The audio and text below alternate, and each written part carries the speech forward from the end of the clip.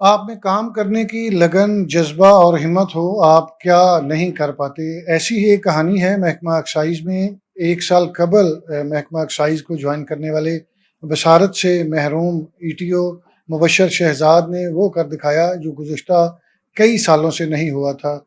مبشر شہزاد جو ہیں وہ E T O professional tax ہیں، اور پروفیشنل ٹیکس جو ہے اس کو محکمہ ایکسائز میں اتنی پرائرٹی نہیں دی جاتی چونکہ اس میں اتنا پوٹینشیل نہیں ہے، لیکن اس کے باوجود ریجن اے کے 11 ای ٹی اوز میں سے جو مبشر شہزاد ہیں ان کی جانب سے پہلے 10 ماہ میں ٹاپ کیا گیا ہے، اور جو ان کو ٹارگٹ دیا گیا تھا اس کا 67% جو ہے انہوں نے حاصل کیا۔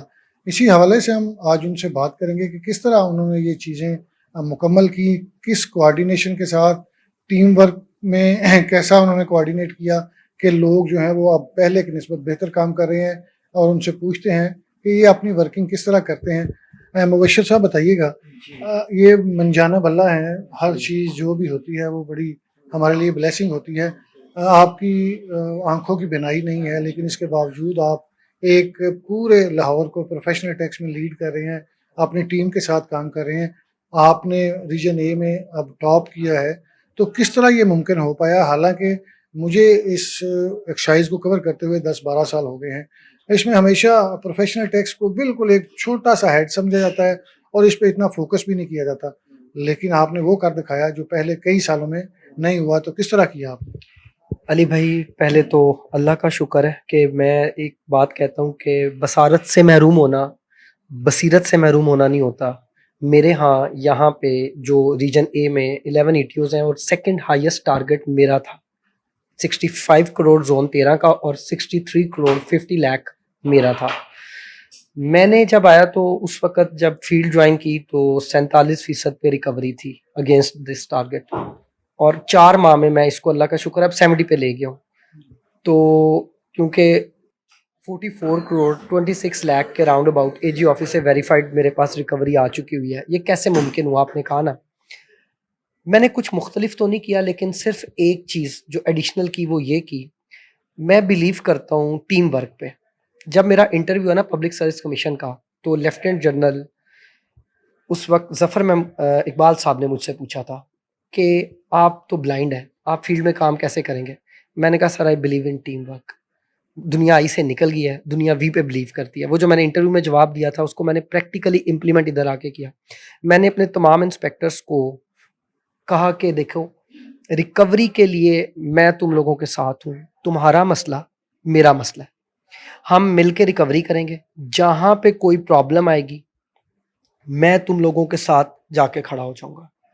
ڈیلرز سب سے مشکل تھے، سمن آباد کے، جیل روڈ کے، اقبال ٹاؤن کے، اور ان کی یونینز کھڑی ہو جاتی تھی اور کہتی تھی ہم نے ٹیکس نہیں دینا۔ 15 سال سے انہوں نے ٹیکس نہیں دیا تھا۔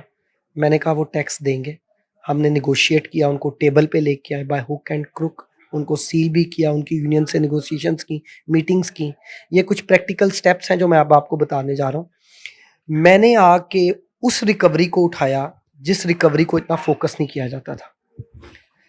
میں نے پورے لاہور کے تمام پراپرٹی ڈیلرز اور موٹر ڈیلرز کو اس دائرہ کار میں لایا کہ وہ جو ہمارا ریئل اسٹیٹ اور موٹر وہیکلز کا آرڈیننس 1980 ہے اس کے تحت جو انہیں 20,000 کا ٹیکس دینا ہوتا ہے میٹرو پولیٹن کارپوریشن کے انڈر، اور ہمارا جو کینٹ والا ہے وہ 10,000 ہے، اور اس کے علاوہ وہ لیوی جو کہ ہماری ادر ٹیکس میں بالکل نامینل کنسیڈر کی جاتی تھی، جہاں پہ انسپیکٹر کہتے تھے کہ کیا فائدہ ہے۔ میں نے کہا دیکھیں، کسی چیز کو بھی ہم نے یہ نہیں سوچنا کہ اس کا فائدہ ہے یا نہیں ہے، آپ جاؤ نوٹس دو۔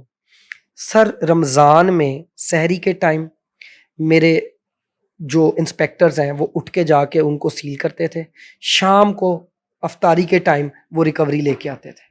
اللہ کا شکر ہے مارچ میں میری 3.5 کروڑ رمضان کے مہینے میں ریکوری تھی۔ اچھا، یہ تو بڑی اچھی اور خوشائن چیز ہے۔ مجھے یہ بھی بتائیے گا کہ آپ نے بالکل نیولی جوائن کیا ہے، تقریباً سال ہوا ہے، سال میں تو لوگوں کو کام کرنا آتا ہی نہیں، تو یہ کس طرح آپ نے سارا کچھ ایزیوم کر لیا کہ آپ ٹیم ورک کو لے کے آگے چلیں گے؟ حالانکہ ایکسائز کے افسران، انسپیکٹر جو ہیں وہ کئی سالوں سے فیلڈ میں لگے ہوئے ہیں، ان سے کام لینا آپ کو آسان لگا یا مشکلات کا سامنا کرنا پڑا؟ پہلا چیلنج ہی میرا یہ تھا کہ یہاں پہ ہمارے یہاں نا، آپ کو پتہ ہے کہ ٹانگیں کھینچی جاتی ہیں، کہ یار یہ نہ کر جائے وہ نہ کر جائے، یہ نہ کر لوں وہ نہ کر جی مبشر صاحب، بالکل آپ نے اپنی پروفیشنل لائف کے بارے میں بتایا، اب اپنی ذاتی زندگی کے حوالے سے بتائیے، کتنے بہن بھائی ہیں؟ کیا باقی سارے بھی آنکھوں کی بینائی سے محروم ہیں؟ اور مجھے یہ بھی بتائیے گا باقی آپ کے بہن بھائی کرتے کیا ہیں؟ آپ کس طرح گھر میں گزارا ہوتا ہے؟ کیا یہ آپ کو موروثی بیماری ہے یا کسی اور وجہ سے آپ کی یہ آنکھیں جو ہیں وہ ضائع ہوئی ہیں؟ جی علی بھائی، اس طرح ہے کہ ہم ایک موروثی بیماری میں مبتلا ہیں جس کو کہتے ہیں ریٹینائٹس پگمنٹوسا. یہ جب کزن میرجز ہوتے ہیں تو میرے پیرنٹس کا بھی فرسٹ کزن میرج، جس کے بعد ہم 5 بہن بھائی، جس میں میری بڑی بہن ہے جو اسسٹنٹ پروفیسر ہے فاسٹ یونیورسٹی میں ہوں، اور اس کے بعد میرے بھائی ایک گرزن کے اسپیشل انسٹیٹیوٹ میں میوزک تھراپسٹ ہیں، ایک چھوٹے بھائی پیمرا میں ہوتے ہیں، اور سب سے چھوٹی بہن میری لاہور کالج وومن یونیورسٹی میں ہے. اب ہم لوگوں کو بچپن میں اندھراتا اور پھر دن کی نظر ہماری وقت کے ساتھ ساتھ چلی جاتی ہے. میری نظر تقریباً کوئی F S C pre engineering میں آ کے اس قابل نہیں رہی تھی کہ میں کتاب پڑھ سکوں یا میں بورڈ پہ پڑھا ہوا دیکھ سکوں، اور پھر میری تعلیم جو ہے رک گئی. آپ کو مزے کی بات بتاؤں کہ 4 سال تعلیم رکنے کے بعد جب میں نے تعلیم شروع کی ہے تو اللہ کا شکر ہے میں نے ایک ایم اے اسپیشل ایجوکیشن کیا ریگولر، پھر ایم بی اے ایگزیکٹو کیا، M A political science private کیا، M Phil education policy development اور اسپیشل ایجوکیشن، اور اس کے بعد اللہ کا شکر ہے میری پی ایچ ڈی ایجوکیشن کا تھیسس سبمٹ ہو گیا. اب مجھے اس کا وائوا ہونا ہے. مطلب ڈاکٹر بننے جا رہے ہیں جی آپ؟ جی جی جی علی. تو یہ آپ کی بڑی ہمت ہے، اتنا آپ پڑھتے بھی ہیں پھر یہاں پہ آ کے ٹائم بھی دیتے ہیں، یہ کس طرح ممکن کر پاتے ہیں؟ علی بھائی، اس میں کریڈٹ جاتا ہے میری وائف کو. اللہ کا شکر ہے میں میرڈ ہوں، میرا ایک بیٹا ہے، اور اللہ بیٹا کی آنکھیں ٹھیک جی ہیں؟ بالکل ٹھیک ہے، بیٹا میرا بالکل ٹھیک ہے، شکر ہے اللہ کا. اور وائف بھی میری ٹھیک ہے، اور انہوں نے جو ہے جی مجھے بہت سپیس دی. میں سیکریٹریٹ میں جاب کرتا تھا، جب میں نے مقابلے کے امتحان کی تیاری کرنی تھی تو انہوں نے ساری ذمہ داری گھر کی باہر کی سب اٹھائی ہوئی تھی. مجھے صرف دفتر سے جانا ہے، میں صبح اٹھ کے فجر کی نماز کے بعد دفتر جانے تک پڑھتا تھا اور دفتر کے بعد واپس آ کے پڑھتا تھا. اللہ کا شکر ہے مقابلے کا امتحان بھی پاس کیا، یہ تمام ڈگریز بھی کی، اور یہ سوچیں کہ یہ تمام بصارت کے باوجود کی. تو وہ ہیلن کیلر کی ایک سٹیٹمنٹ ہے، کہتی ہے دا سینگ سی لٹل، جو دیکھتے ہیں وہ دیکھتے نہیں. سوری.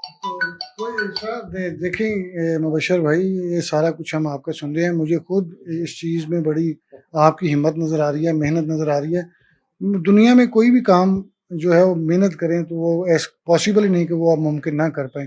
تو جس طرح کی آپ کی اچیومنٹس ہیں یہ تو لوگوں کے لیے بڑی ایک مشعل راہ ہیں کہ آپ سارے بہن بھائی جو ہیں وہ بصارت سے محروم ہیں، لیکن اس کے باوجود آپ سارے اچھی جابز کر رہے ہیں، آپ کی اچھی فیملی ہے.